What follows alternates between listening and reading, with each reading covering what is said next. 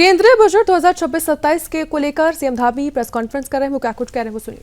आज जो सरकार वार्ता है ये बजट पर ही आधारित है और इसी पर अगर आप सभी लोग अपनी जिज्ञासा और प्रश्न करेंगे तो ज्यादा अच्छा रहेगा। धन्यवाद। सबसे पहले तो मैं आप सभी का आवाज आ रही है क्या? सबसे आ रही?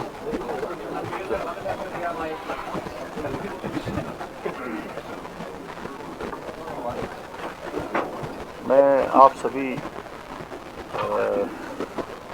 मीडिया के अपने सभी मित्रों का आज इस चर्चा में यहाँ पर आप सबके पधारने पर आप सबका मैं अपनी ओर से सबका स्वागत करता हूँ। सभी का बहुत अभिनंदन है और समय समय पर हम सब लोग मिलते रहते हैं। पिछले माह भी हम सब की भेंट हुई थी। आज विशेष रूप से क्योंकि कल माननीय केंद्रीय वित्त मंत्री निर्मला सीतारमण जी ने नौवीं बार लगातार देश का आम बजट प्रस्तुत किया। मैं सबसे पहले तो उनको बहुत बधाई देता हूँ, शुभकामनाएं देता हूँ और आदरणीय प्रधानमंत्री श्री नरेंद्र मोदी जी के नेतृत्व में जो कल वित्त मंत्री जी के द्वारा बजट प्रस्तुत किया गया है, वो बजट प्रधानमंत्री जी के दूरदर्शी नेतृत्व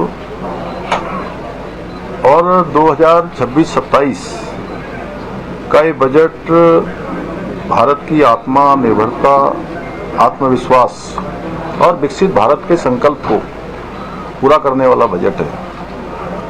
और मैं कहूँ कि ये सभी की आकांक्षाओं के, भारतवर्ष के सभी नागरिकों की आकांक्षाओं की पूर्ति का बजट है। सबके उत्थान का, उनके उन्नयन का, आगे बढ़ाने का और हर वर्ग को किसी न किसी रूप में आगे लाने का और विकसित भारत बनाने का संकल्प पूरा करने का बजट है।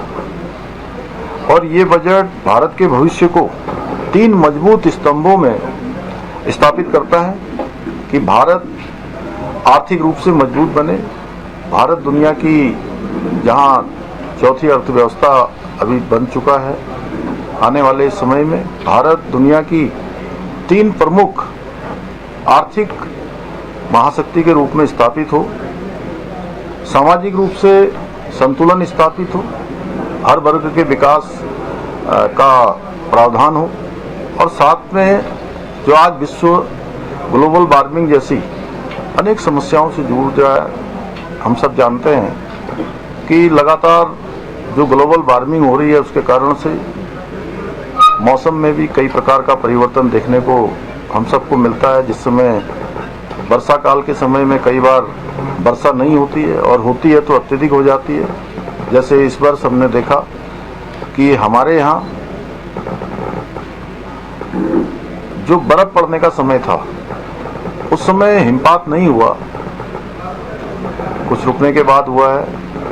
ऐसे ही कई प्रकार के परिवर्तन, सर्दियों के समय में कम सर्दी होना, गर्मी में कम गर्मी होना। जैसे अगर 2025 की हम बात करें तो 2025 में हम सब लोगों ने बहुत कम यहाँ पर राज्य के अंदर देखा होगा तो बहुत गर्मी का एक तरह से एहसास बहुत ज़्यादा नहीं हुआ।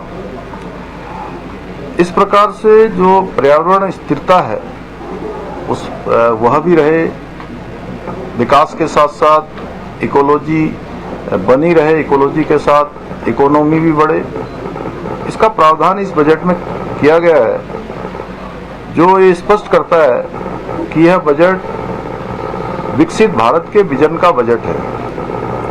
कृषि का क्षेत्र हो, ग्रामीण विकास का क्षेत्र हो या कौशल निर्माण, जिसमें राज्य के, देश के ऐसे नौजवानों को, युवाओं को स्किल करने का प्रावधान है जिनके अंदर आगे बढ़ने का हौसला है, आगे बढ़ने के लिए उनके पास संसाधन नहीं है, तो उनको स्किल बनाकर हर क्षेत्र में देश के लिए, देश के काम में लाया जाए।